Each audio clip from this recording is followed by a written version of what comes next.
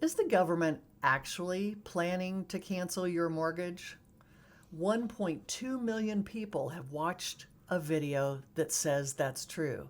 And when it ended, they were told three words: buy cash flowing real estate. No how, no why, no next step, just left hanging.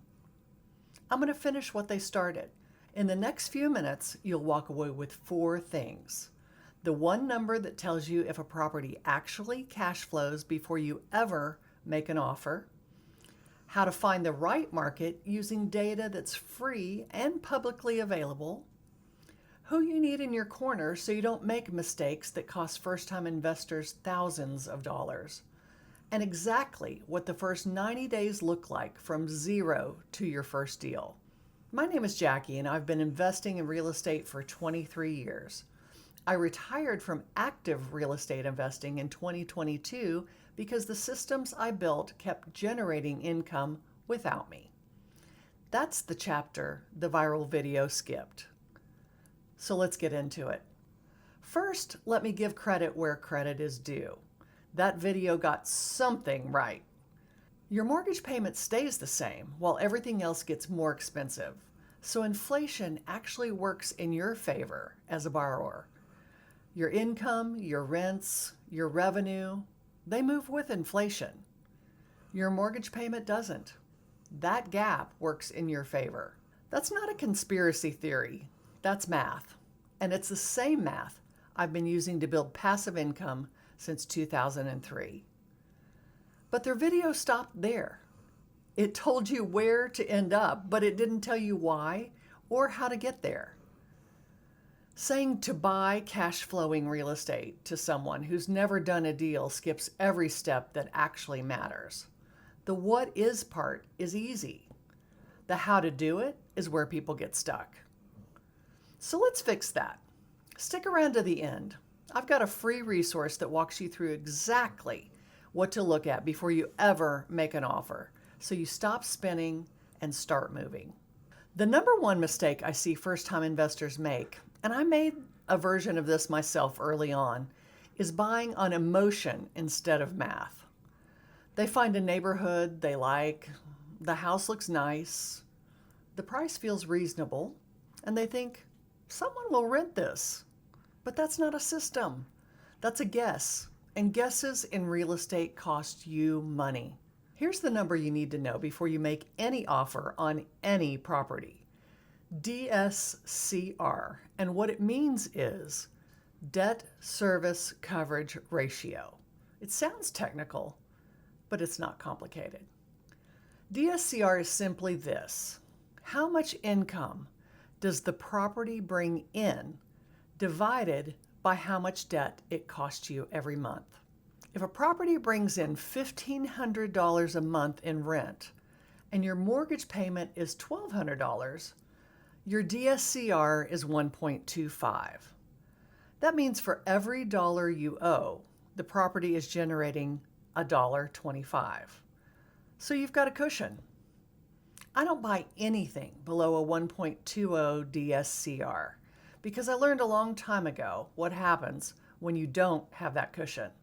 I watched other investors struggle when vacancy hits or a repair comes up, and suddenly they're covering the mortgage out of their own pocket every single month. And that's not passive income. That's a second job you didn't sign up for. The viral video that I was referring to told you to buy cash flowing real estate.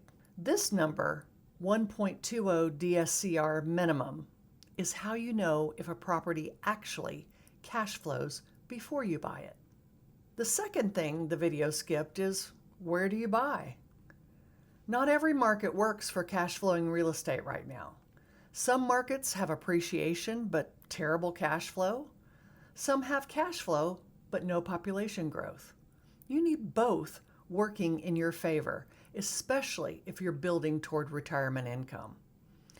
And here's something worth paying attention to right now. Recent data is showing that some of the markets everyone chased after COVID are starting to struggle, while the Midwest and the Northeast are quietly getting stronger. Knowing where to look is half the battle. One more thing worth paying attention to is foreclosure filings are up 26% year over year nationally. More properties coming to the market means more opportunity for investors who know how to run the numbers. Here's what I look for in a market. 3 things. First, population and job growth. People move where jobs are. Jobs drive rental demand keeps your vacancy low, and your rents moving up over time. I use publicly available data, Census Bureau, Bureau of Labor Statistics, local economic development reports, but not gut feelings. Second, infrastructure investment. New schools, new highways, new distribution centers, new corporate relocations. These are signals that a market is growing. I've used this kind of data to get ahead of appreciation in markets before the rest of the investors showed up. Third, rent to price ratio. This is a quick filter. Take the monthly rent a property can realistically command and divide it by the purchase price. In general, you want to be at or above 0.8% to 1%. Below that, the cash flow math gets very hard to make work. These aren't secrets. This is publicly available data, but most first-time investors never look at it because nobody's walked them through it. That's exactly what I do in my course, step-by-step, real market examples. Here's something that viral video definitely didn't mention. You can't do this alone, and you shouldn't try. Real estate investing is a team sport. The investors who get into trouble are almost always the ones who tried to figure everything out themselves, or who trusted one person for everything. Here's the team you need before you close your first deal. A real estate attorney who knows your state's landlord-tenant laws, not a general practice attorney. Someone who specifically works in real estate in your state. Laws vary dramatically. It's important to know that what's legal in Texas isn't always legal in California. You need someone who knows your specific market. You need a CPA who understands real estate investing, not just taxes in general. Someone who knows depreciation, cost segregation, 1031 exchanges, and how to structure your entity correctly from the very beginning. Getting this wrong in year 1 can cost you money for years. You also need a property manager, even if you think you want to self-manage at first. Interview 2 or 3 before you buy anything. Understanding what they look for in a tenant, how they handle maintenance, their fee structure. This knowledge makes you a better buyer before you ever even own a property. And then you need a lender who works with investors, not just residential mortgages, but someone who understands DSCR loans, portfolio loans, and financing options available to someone building a rental portfolio. I also cover creative financing in my course, so that's something to consider. I built my team over many years, and you can build yours in weeks or less if you know what you're looking for. And having that team in place before you make your first offer is what separates investors who can close deals from investors who spend 2 or 3 years getting ready. So let me tell you what I put together. After 23 years of investing and years of watching people get stuck at exactly the spots I just described, I built a course called the Building Freedom Through Real Estate, a 90-day investor blueprint. It's the roadmap I didn't have when I started. And I want to walk you through what these 90 days actually look like, because I think it'll show you how different this is from anything you've seen. Let me put it in perspective first. What I'm about to walk you through took the better part of a decade to figure out. Not because I wasn't trying, because I was doing it completely alone. No mentor, no framework, no one to tell me when I was about to make a mistake. Just trial and error, and the very real cost that comes with that. I learned by doing things wrong first, figuring out why, and then doing them better the next time. And that process works. It's just expensive and it's very slow. The 90-day blueprint exists because you shouldn't have to do it that way. The guardrails I didn't have, you will. Here's what those 90 days actually look like. In the first 30 days, you stop trying to do everything and you pick one lane. Rentals, wholesaling, short-term rentals, flips, whatever. You're going to pick one.